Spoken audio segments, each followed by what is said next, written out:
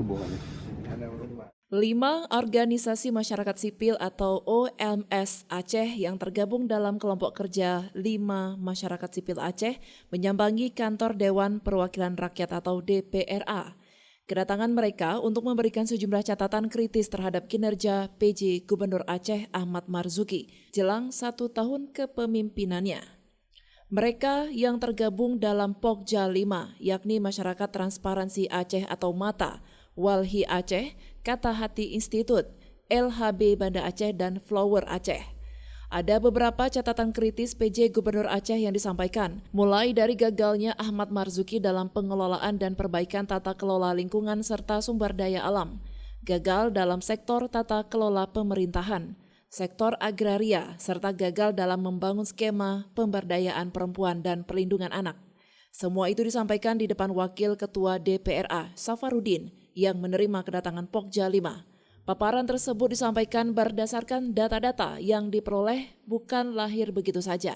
Koordinator MATA Alfian menerangkan PJ Gubernur Aceh Ahmad Marzuki selama masa kepemimpinannya juga gagal melaksanakan pekerjaan yang menjadi prioritas yang diamanahkan pemerintah pusat, seperti masalah kemiskinan, penuntasan stunting, dan tata kelola anggaran. Berdasarkan kegagalan itu, Pokja 5 Masyarakat Sipil Aceh menyampaikan catatan kritis tersebut.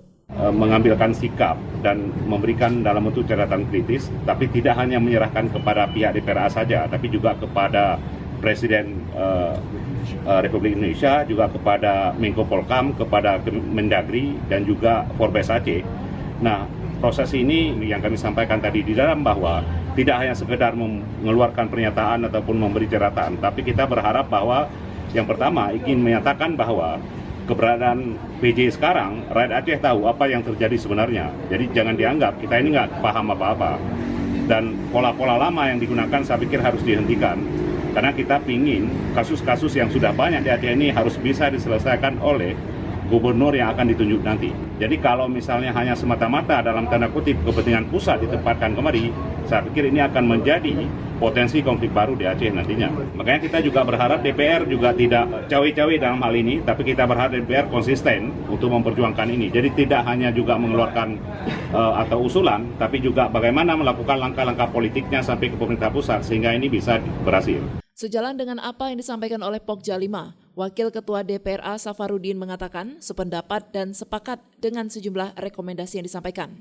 Safarudin menilai apa yang direkomendasikan Pokja 5 tersebut sejalan dengan komitmen DPRA yang telah bersepakat dan mengambil kebijakan untuk tidak lagi merekomendasikan Ahmad Marzuki sebagai PJ Gubernur Aceh untuk 1 tahun ke depan.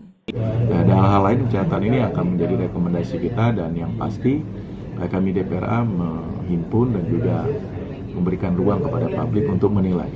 Walaupun memang dengan catatan yang dalam tanda kutip bahwa DPRA sedang memperjuangkan apa yang sedang menjadi upaya kita terhadap kelanjutan PJ Gubernur Aceh ke depan, yang kita harapkan bukan seorang Ahmad Marzuki lagi sebagai PJ Gubernur.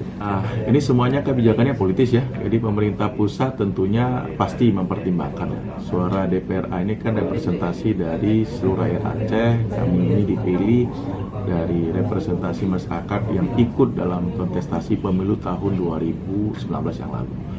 Apapun keputusan pemerintah pusat terhadap kondisi Aceh, apalagi seorang PJ Gubernur ini juga harus memiliki rasa yang berkeadilan ya, rasa berkeadilan terhadap kondisi Aceh saat ini dengan tantangannya.